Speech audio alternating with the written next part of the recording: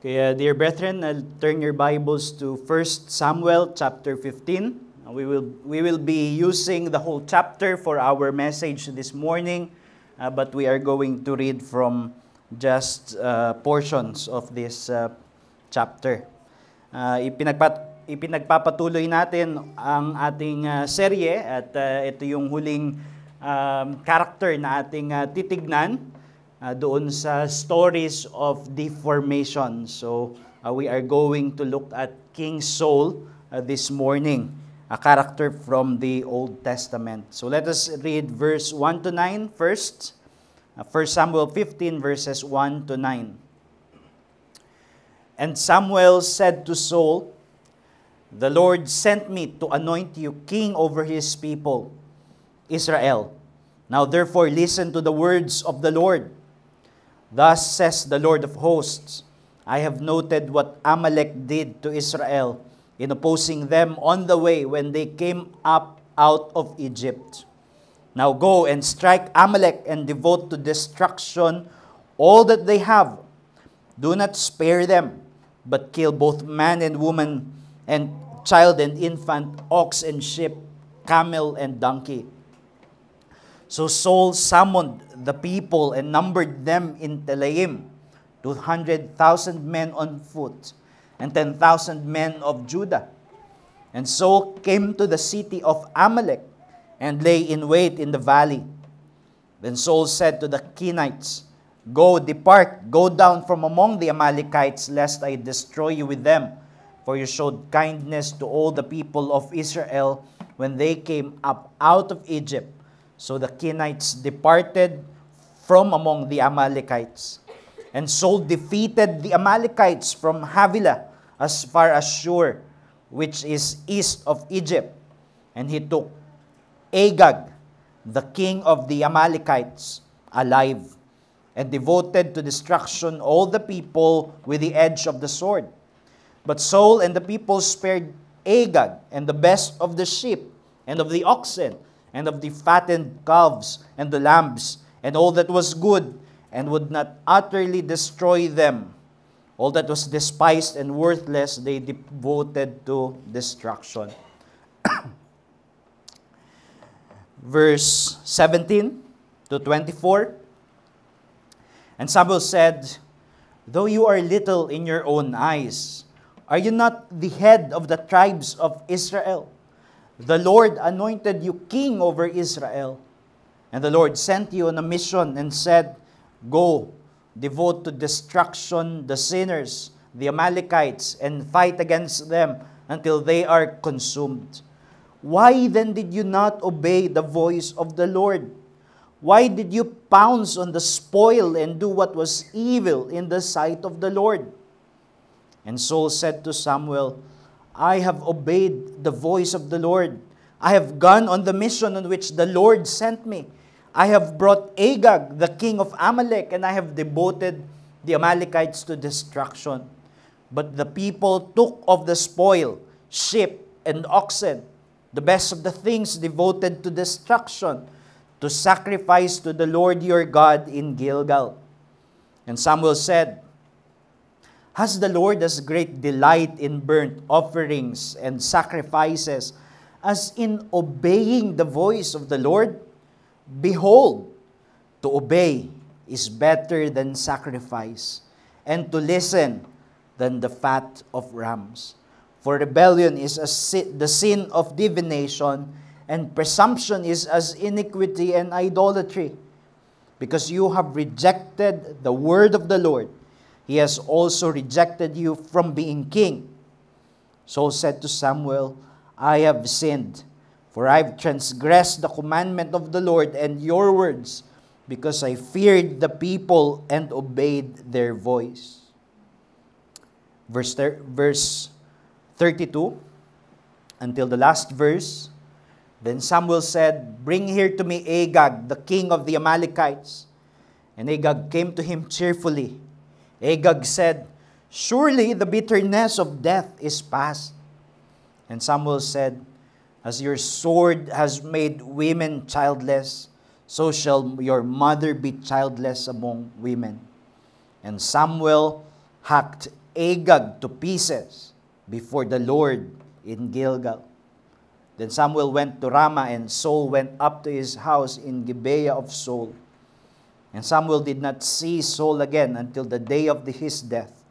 But Samuel grieved over Saul, and the Lord regretted that he had made Saul king over Israel.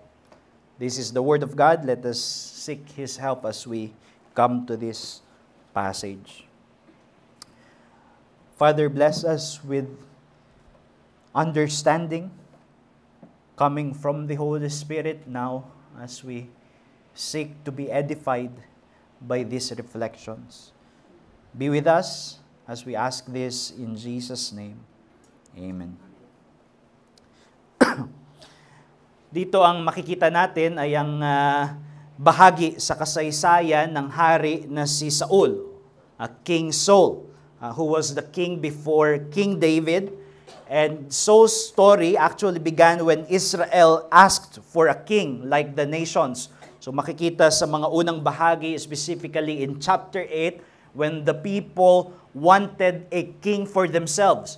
Because they were looking around them at nakikita nila yung kanilang mga kapitbansa at ang napapansin nila, sila ay merong hari sa kanilang kalagitnaan na namumuno sa kanila, subalit sila bilang bansa ay walang hari, and therefore it was the time when there was a clamor for them to have a king like the other nations have kings among them. Pero yung paghingi nila na yon ay hindi kinalugdan ng Diyos. Bakit? Well, it is not wrong in and of itself for them to ask for a king. Sa katunayan, makikita sa mga ibang bahagi ng Lumang Tipan na mabuti para sa kanila na magkaroon ng hari bilang bayan ng Diyos. In fact, even in the civil laws that Moses has given them earlier during the time of Moses, it anticipates the time that these people, the covenant people of God, would have a king ruling over them. And it is in the law of God. And yet it is a king who is subject to the very law that was given to them by God through Moses, which is very much unlike the kings of the nations who were themselves the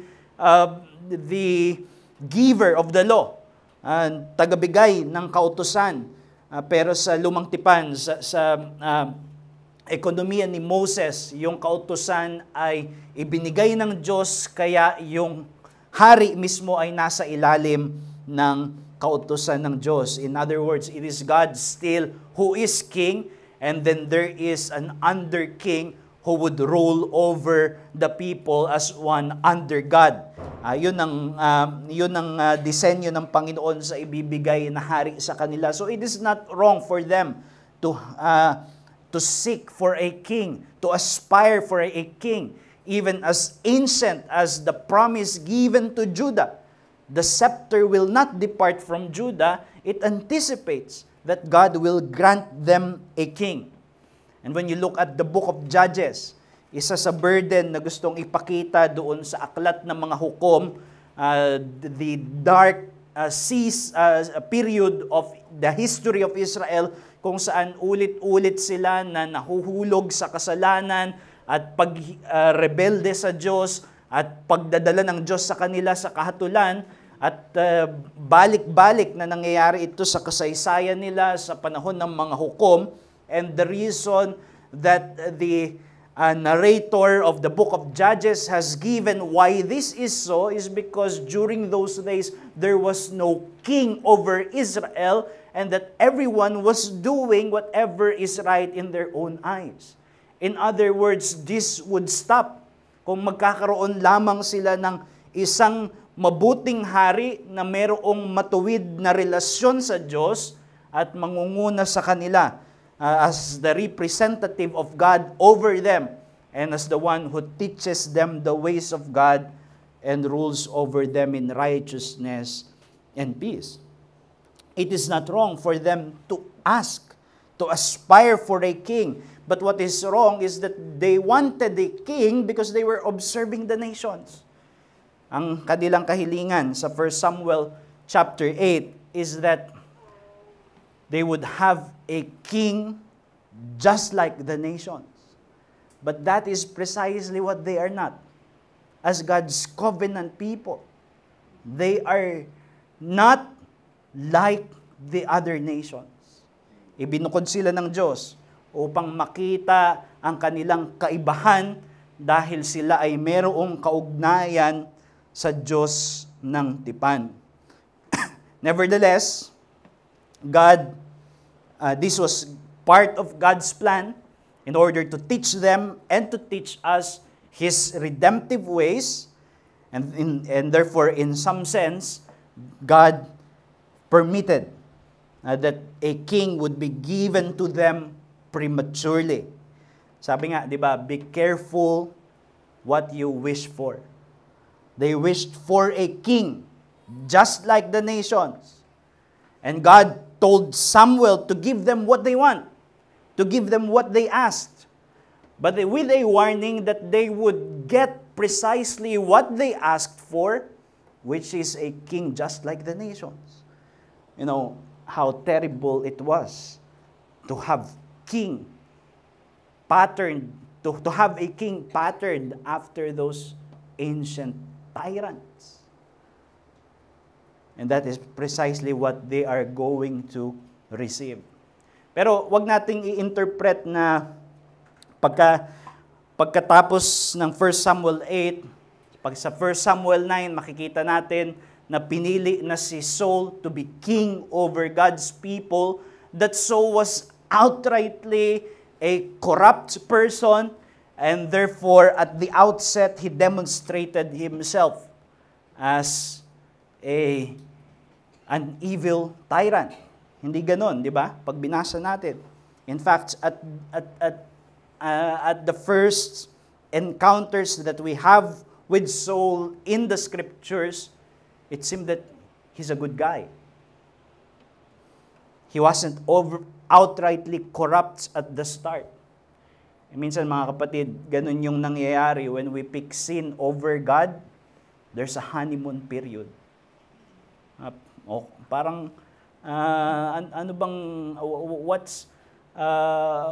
What is all the warnings about?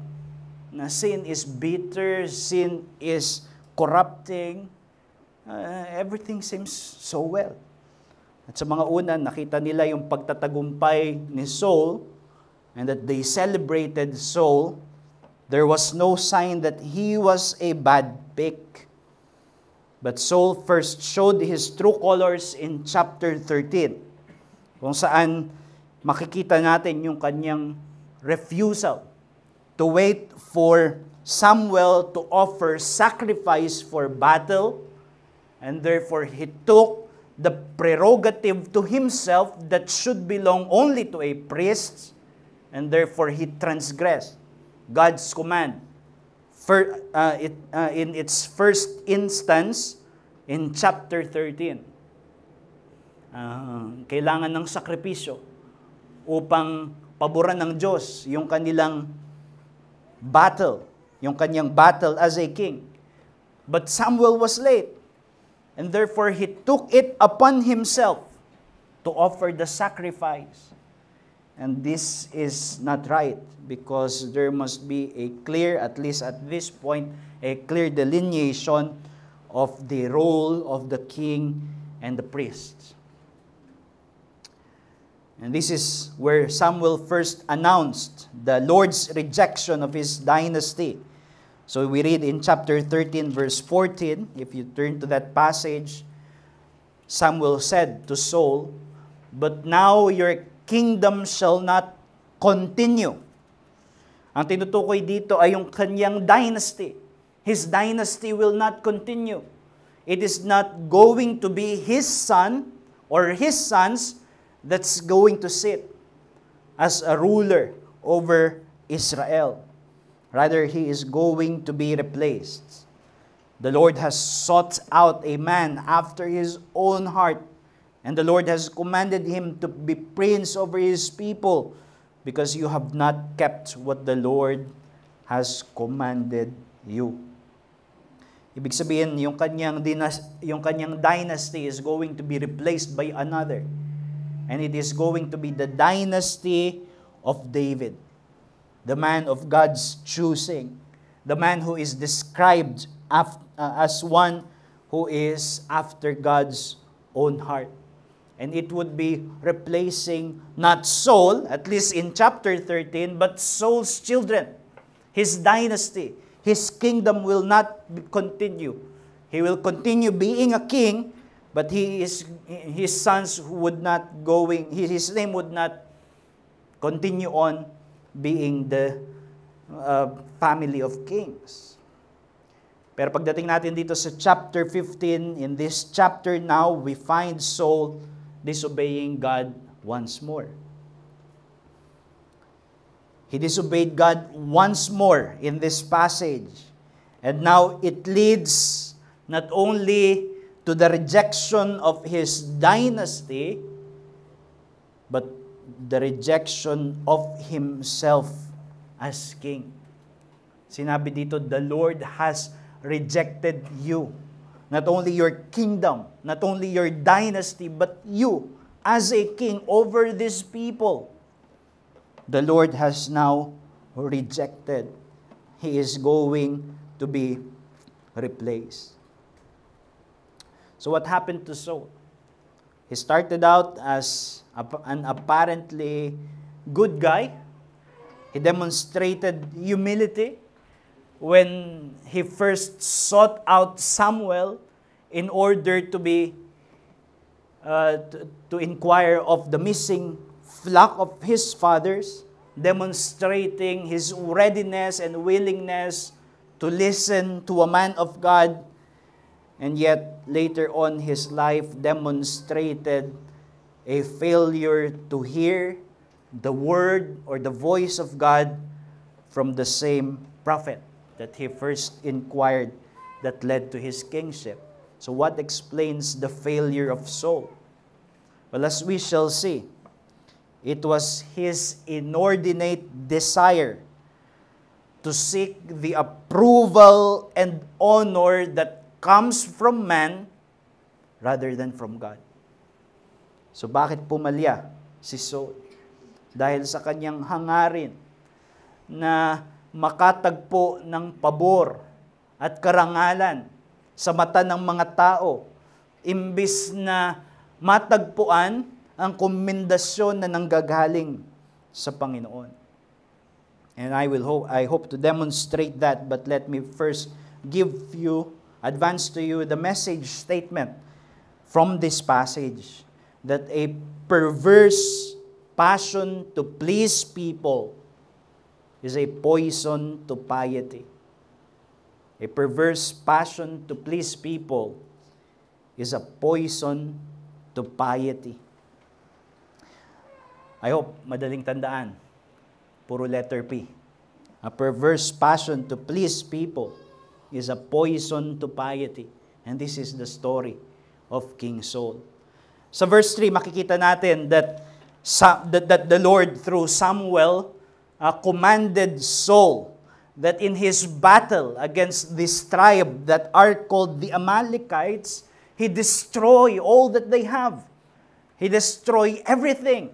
All of their people, including their livestock. Hindi ko na bibigyan ng panahon ngayon upang depensahan yung dahilan para doon at ipaliwanag kung bakit ang Diyos nag-uutos ng ganoon sa lumang tipan. We can take another time for that. But that is what the Lord has explicitly and specifically commanded in this passage. But clearly, as we come to verse 9, King Saul had his own way. Kinanta niya yung Frank Sinatra song, I did it my way, not God's way. And therefore, when Samuel confronted him, we learn the reason. His sort of confession, a half-hearted confession, only exposed the evil of his heart. And we read that in verse 24, upon Samuel's confrontation of his disobedience.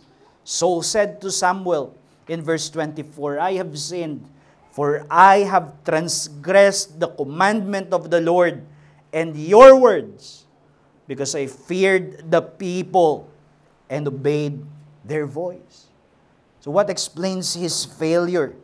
He feared the people, and he wanted to obey the voice of the people out of an overestimate of their power. So bakit siya bumagsak? Bakit siya nagkasala? It is because he feared the people's disapproval.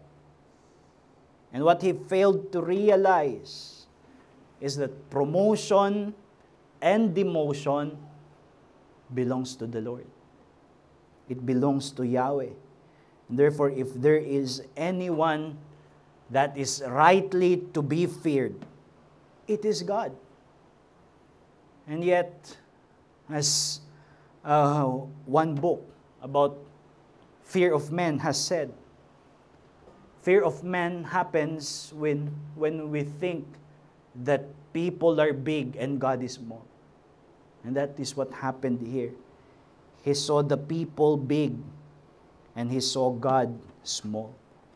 And this is completely against the essence of how kingship is to be in Israel.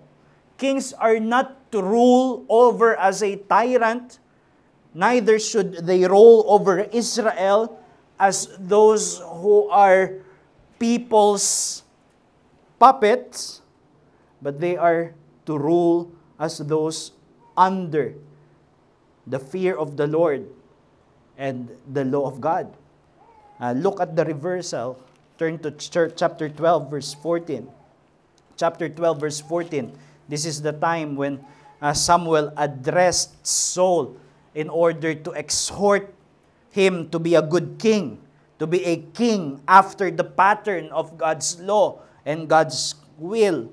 And in chapter 12, verse 14, Samuel said, if you will fear the Lord, if you will fear Yahweh and serve Him and obey His voice and not rebel against the commandment of the Lord, and if both you and the king who reigns over you will follow the Lord your God, it will be well. So for the king and for the people, the task is to fear the Lord and to obey His voice. Fear the Lord and obey His voice, and this is exactly what was reversed. In chapter 15, verse 24, when Saul confessed, and he said in the passage, I have sinned, for I have transgressed the commandment of the Lord and your words, because I feared the people and obeyed their voice. Binaliktad, di ba? Ang utos, matakot siya sa Panginoon at sundin ang tinig ng Panginoon. Ganon siya mangunguna sa kanyang bayan. Pero ngayon, ang nangyari, natakot siya sa mga tao, kaya siya ay sumunod sa mga tao. It was a complete distortion of his role as a servant king. And what were the outcome? Ano yung consequence ng kanyang pagpalya? And this is what happens when the honor of men becomes a substitute over honoring God. The first is that the cause of God is jeopardized, and then the holiness of God's people is compromised. The cause of God is jeopardized, and the holiness of God's people is compromised. The cause of God is jeopardized. Maliwanag yung utos ng Panginoon kay Saul at yung utos ng Panginoon through Samuel kay Saul, that he should devote as the king to destruction the whole tribe of the Amalekites and there is no room for them to take any spoil home. Wala silang iuuwi. Di-devote nila sa destruction lahat ng buhay. And yet, Saul did exactly the opposite of that. Anong ginawa niya? Well, we read in chapter 15, verse 8, sinabi doon, and he took Agag, the king of the Amalekites, alive, and devoted to destruction all the people with the edge of the sword. So, ibig sabihin, itinabi niya si Agag. Bakit kaya niya itinabi si Agag? Well, the most reasonable explanation is that he wanted Agag to be a personal trophy. You see, this is a king. And now he is under Saul. And he could now go on parades over the people of Israel, showing off the people that he is their victor, that he is their champion. At ito, yung hari mismo ng tribo na kanilang kaaway ay kanyang daladala, perhaps in chains, and parading around the people in order to show off himself as indeed the mighty champion of the people. And therefore, makikita natin dito yung katotohanan na kapag ka ang naisin natin ay parangalan ng ating sarili, ito ay karaniwan na kalaban, it conflicts with honoring God. This cannot exist in the heart of a servant of God in equal measure. Kapag ka nandoon yung paghahangad ng karangalan para sa sarili, tinatakluban nito yung pagpaparangal sa Diyos. Bakit ba ang Diyos ay nagutos kay Saul na wasakin yung mga Amalekites? Well, it is because God has an ancient quarrel with them, which goes back to the days of the Israelites being taken out of Egypt in order to be brought back to the promised land. And it was explained to Saul, although Saul knew it because he had they had their history preserved for them. Ang sabi sa verse 2 ng chapter 15, "Thus says the Lord of hosts, I have noted what Amalek did to Israel in opposing them on the way when they came out of Egypt." So, ang dahilan kung bakit ito nais ng Diyos na gawin, dahil sa kanilang pag-persecute sa bayan ng Diyos when they sought to reverse, to oppose the redemptive work of God in bringing out His covenant people from Egypt in order to be brought out of the promised land. At yung narrative na yon ay makikita sa Exodus chapter 17, verse 8, and the following verses. And you could read it for yourself.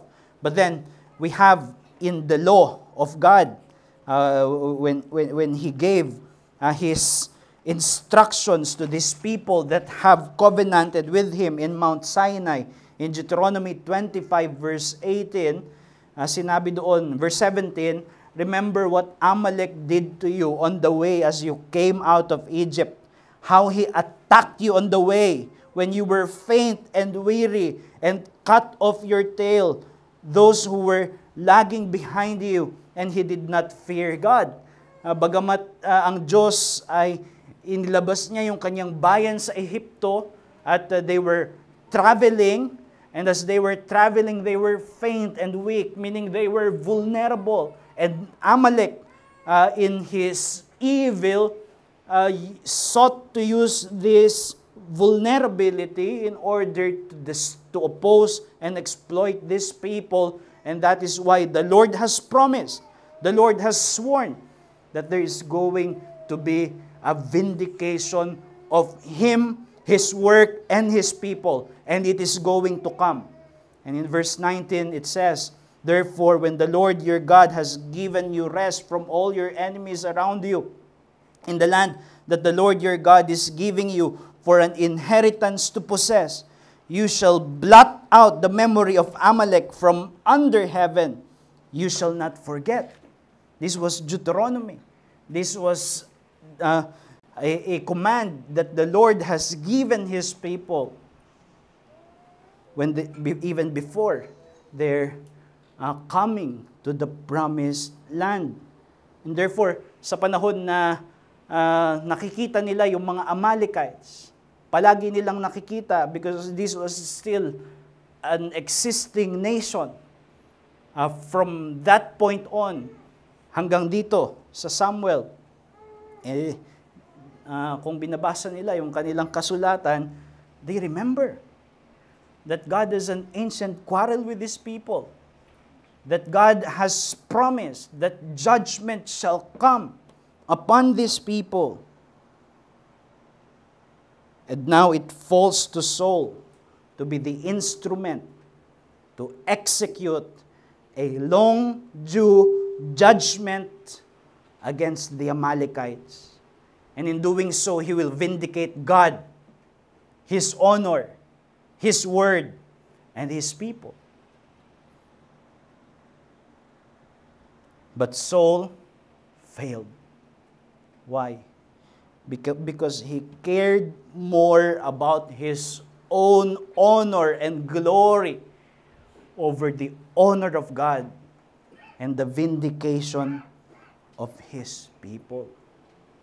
Kaya makikita natin dito yung katotohanan na yung mga banal na pakay at layunin ng Diyos ay naisasalagay sa panganib ng mga tao na naghahangad ng kanilang sariling karangalan.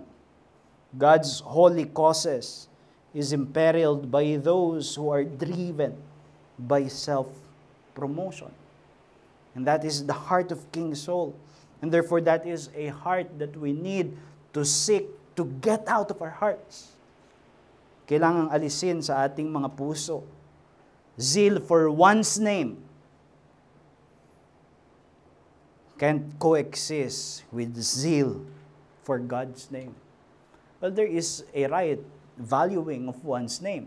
Makikita sa Proverbs na ito ay asset ng isang tao kapag siya ay may mabuting pangalan. But for someone to not only desire to seek a good reputation, but to exalt and magnify one's own, well, that is a project that would conflict against the causes of Yahweh. Kaya dito, makikita natin na this was not just one deflection in the case of Saul. This was a character flaw. Ito ay kamalian ng kanyang karakter. Hinanap siya ni Samuel. Pagkatapos nung laban, hinanap siya ni Samuel para kumprontahin siya. Siguro nakarating na yung balita o sinabi na sa kanya ng Panginoon na hindi ginawa ni Samuel yung pinagagawa sa kanya ng Panginoon. So Samuel was looking for Saul and he could not find him because he was busy parading himself. So nakasama niya si Agag. Nagse-selfie siya, post, #champion. We read that in verse 13. And Samuel came to Saul, and Saul said to him, "Blessed be you to the Lord, I have performed the commandment of the Lord." And Samuel said, "What then is this?" Verse 12, sorry. And Samuel rose early to meet Saul in the morning, and it was told Samuel, Saul came to Carmel, and behold, he set up a monument for himself, and turned and passed on and went down to Gilgal. Nagtayo siya ng sariling monumento para sa kanyang sarili, at pinaparada niya yung kanyang sarili sa Gilgal. So, it showed his heart. And then later, when Samuel already found him and confronted him of his sin, Samuel announced to him that the Lord has already rejected him And what was Saul's response in verse 30? Then he said, I have sinned, yet honor me now before the elders of my people and before Israel, and return with me that I may bow before the Lord your God. Ibig sabihin, pagkatapos na siya ay kumprontahin sa kanyang pagtaliwas sa kautusan ng Diyos, ang kanyang hangarin is not to seek the way of repentance, very much unlike King David later, who himself was a sinner and therefore failed to be the king that we need. And nevertheless, he was a man of God. And we read his confession earlier in Psalm 51 when he sinned with Bathsheba. He was crying out to God and saying, you only have I sinned. Pero dito sa verse 30, makikita natin si Saul, his concern still was his own reputation. I would lose the support of the influential people, the elders of my people. Therefore, Samuel, I heard everything that you said,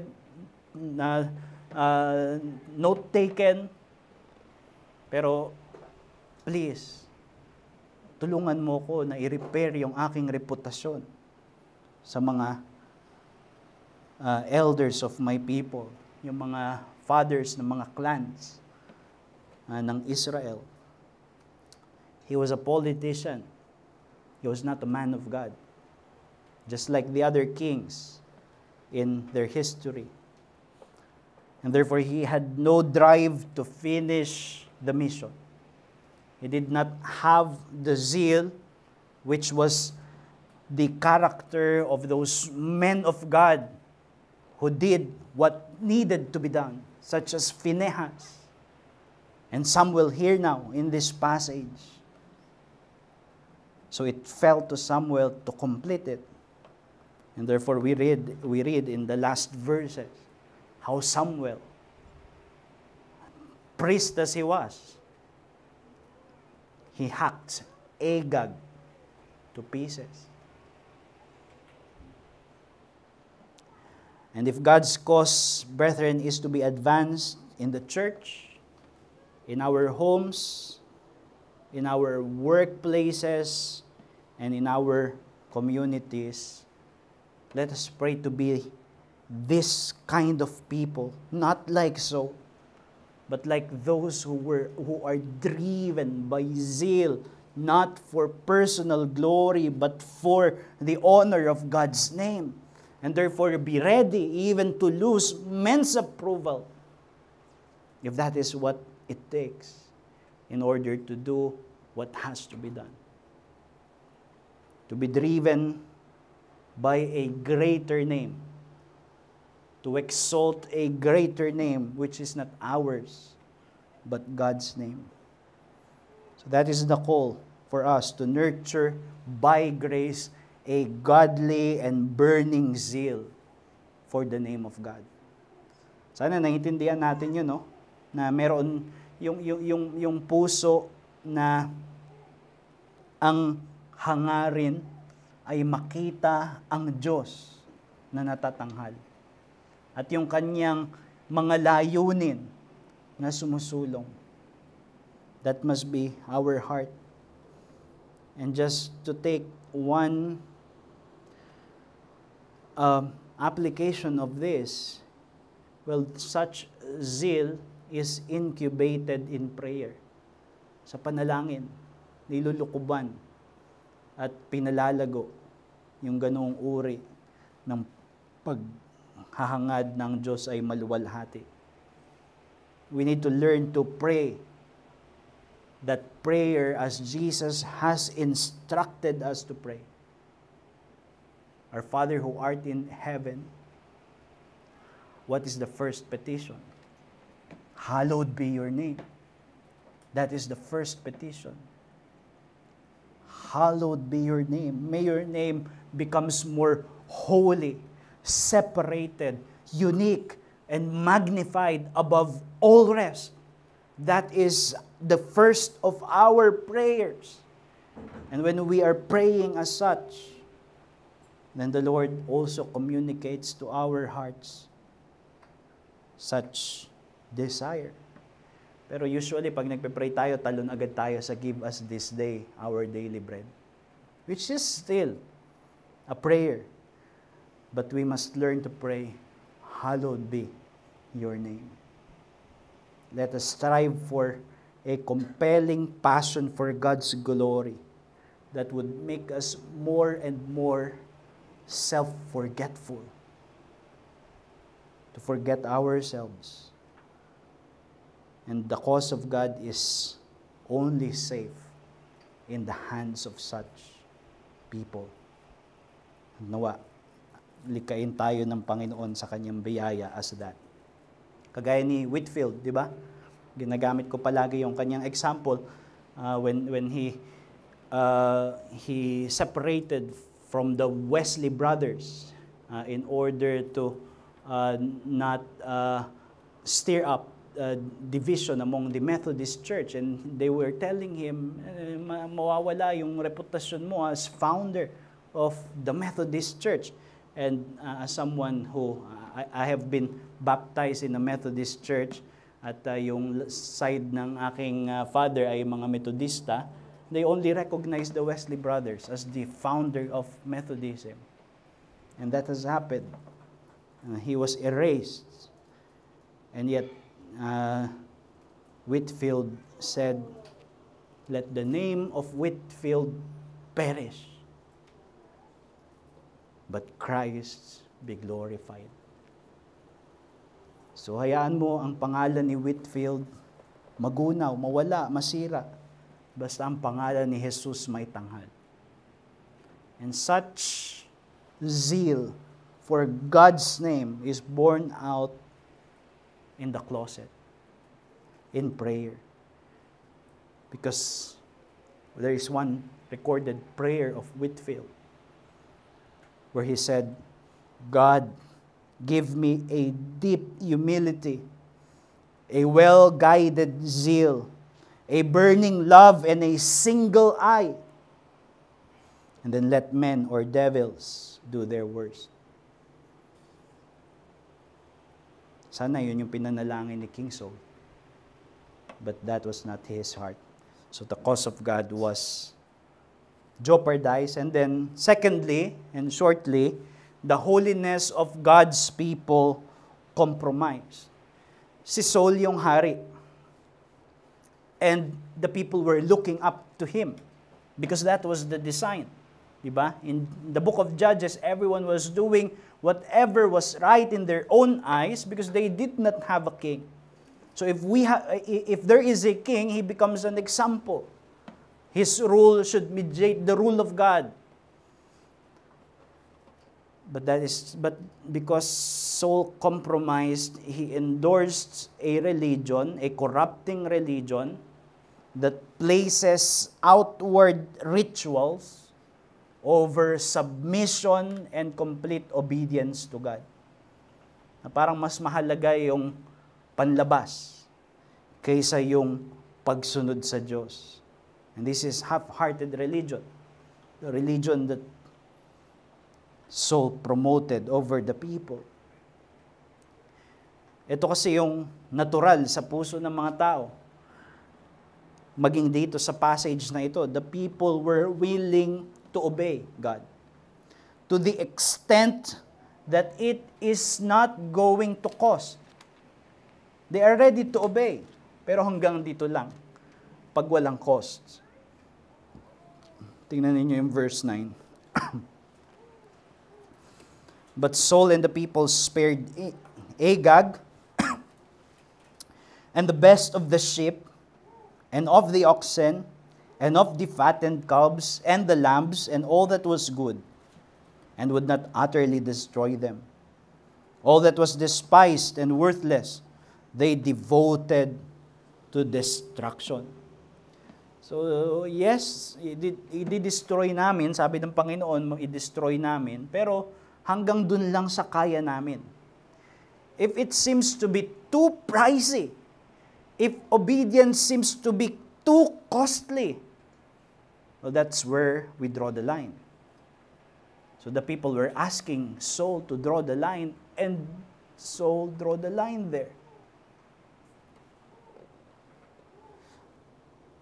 The assets were not willing to forgo. But at least, they were saying, we'll offer the very best to God. We'll just have the second best. Di ba yun yung idea nila? Total naman, ang utos ng Diyos sa kanyang kautusan, mag-alay sa kanya ng mga pinaka-mabubuting mga sakripisyo. So we'll take the best of the best, we'll have the second best, and that compensates for our failure to obey the voice of God. And Saul was spearheading this. Therefore, when Samuel confronted Saul, we have that memorable remark. Siguro familiar tayo sa passage na ito, di ba? Has the Lord as great delight in burnt offerings and sacrifices as in obeying the voice of the Lord? Behold, to obey is better than sacrifice, and to listen than the fat of rams. It is better to obey than to sacrifice, especially when that sacrifice becomes a disguise for disobedience. And here we find Saul, the complete opposite of the man of God, which was David. David, who once said, I will not offer any sacrifice that cost me nothing. And David, who after sinning, recognized that it is a broken and contrite heart that God would not cast off, instead of a sacrifice, which he surely would give if the Lord asks for it. Yet he knew that it must come from that brokenness before God. So therefore, a threat to true piety is people-pleasing disguised as devotion to God.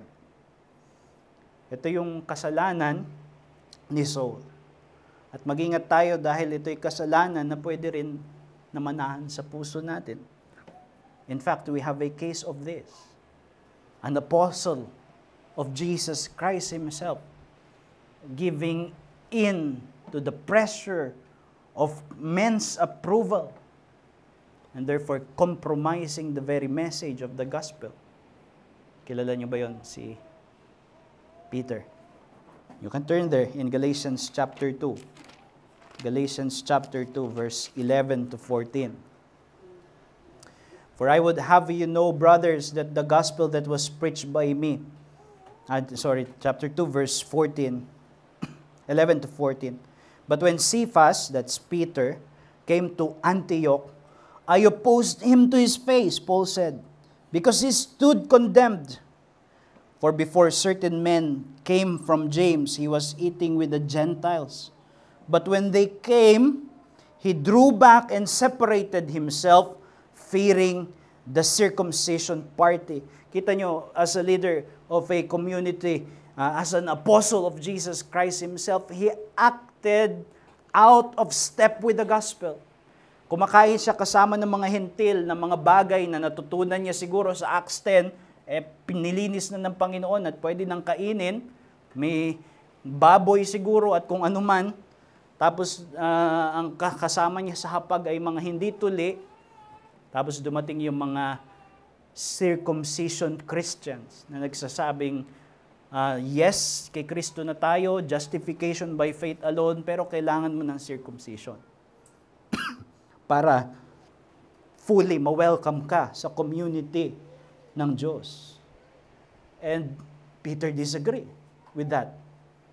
But these people seemed to be influential, so he wanted to please them. So, nung dumating na sila, yung circumcision party, biglang alis si Pedro sa hapag para makita nila na hindi ako nakikikain sa mga tao na yan na hindi tuli at kumakain ng baboy at kung ano man. And because he was a leader, just like in in a illustrative way as Saul was a leader. Dinala niya yung mga tao. Verse 13, and the rest of the Jews, these are Christian Jews, acted hypocritically along with him, so that even Barnabas, even good men, was led astray by their hypocrisy. But not so, Paul. He said, but when I saw that their conduct was not in step with the truth of the gospel, this is a gospel issue. The gospel has to be preserved from such people-pleasing compromise. I said to Cephas before them all, if you, though a Jew, live like a Jew and not like a Gentile and not like a Jew, how can you force the Gentiles to live like Jews? So, Paul was in the right in this instance, not to please the circumcision party, however influential they may be, in order to preserve the truth of the gospel. And Paul defends his uncompromising stance. Paul was having a mixture of criticism. Nangangaral siya ng gospel grace, siguro people pleaser siya. Or hindi siya kagaya ni Peter na ina-accommodate yung mga circumcision party, siguro offensive, he's an offensive person. And Paul said in Galatians 1 verse 10 earlier, for am I now seeking the approval of man or of God? Or am I trying to please man? If I were still trying to please man, I would not be a servant of Christ. So people pleasing, that distorted and inordinate kind, is in conflict with serving Christ, serving His gospel causes. And therefore, we must banish that in our hearts. And as a remedy, we embrace a Godward motive in all our pious practices. Magandang pagsusuri, no? Are we devoted to God only to the extent that our friends and families, and perhaps even our fellow Christians, could tolerate? Pero pag medyo hindi na tolerable sa kanila yung aking devotion to God and faithfulness to Christ, that's when I stop. I draw the line there. I want to please all people. Or are you resolved in private to honor God in public? As always, it starts in the private place. When we kneel before God, as Luther said, I could stand before any man if I kneel before God. If I seek the face of God humbly, desperately, I can come out of the closet bold as a lion. Si John MacArthur, he died this week. And siguro hindi tayo nag-agree sa lahat ng kanyang theology at sa lahat ng kanyang mga stance, but we could not deny that this was a man of God with a spine. He could stand up for his conviction, even at the face of opposition.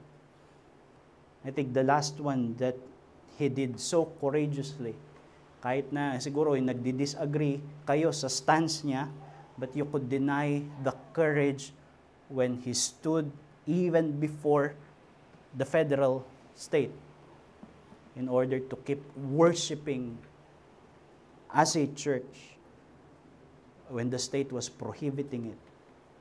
Diba?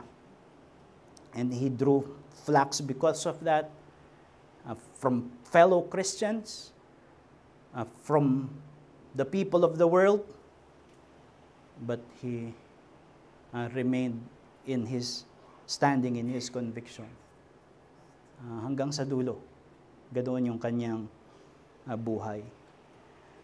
there is some consolation that I get na wala na si John MacArthur kasi he is now a model of finishing well, di ba? Especially in the light of celebrity pastors na kilala natin all over the world falling into sin.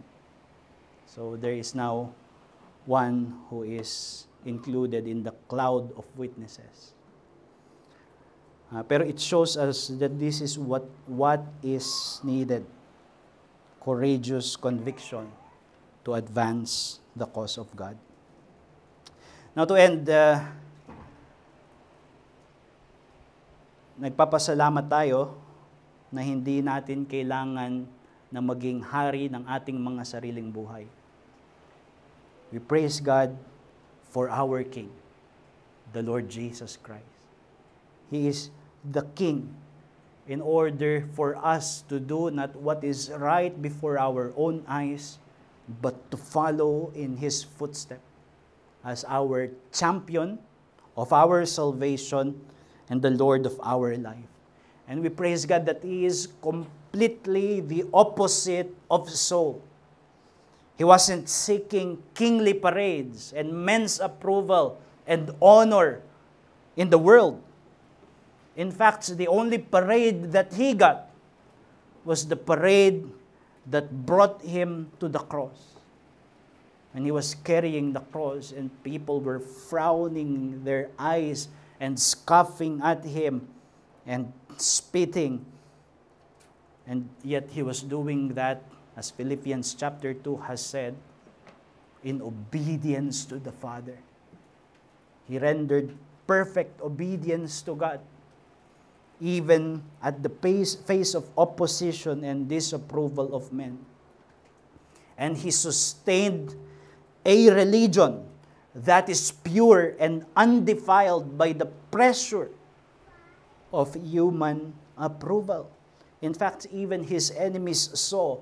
One of his enemy came to him and said, "Teacher, we know that you are true and teach the way of God truthfully, and you do not care about anyone's opinion, for you do not look at people's faces." It's a metaphor na sinasabi niya yung katotohanan without regard for people's approval, kung gusto ba nila yung katotohanan. And therefore, ang unang kagalakan sa atin ay yung hinihingi, yung bagay na pumalya si Saul, hindi sa atin hinihingi para tanggapin tayo ng Diyos. It was provided for us by our King. And if Jesus is King, this is your righteousness. Ito yung katwiran na i-communicate sa iyo. It is an uncompromising righteousness communicated to you, imputed to you in justification, but now also by the Spirit is being communicated to you. Kaya pinalalakas tayo to live in a way that seeks to honor God above all else, above men, and above the honor of this world. Tayo manalangin. Panginoon, salamat po sa kasaysayan ni Saul na nagpapatuloy na aral para sa amin for us to appreciate that we have a greater King, a better King in the person of Jesus Christ. And that we are confident that His righteousness is our righteousness, and that we can follow in His footsteps as those who are willing and happy subjects of this blessed rule. And for those who are not yet in Christ, we pray that they would also come to Him to receive His grace of salvation and forgiveness and sanctification. Bless this, we ask, for our good and for your glory. In Jesus' name, amen.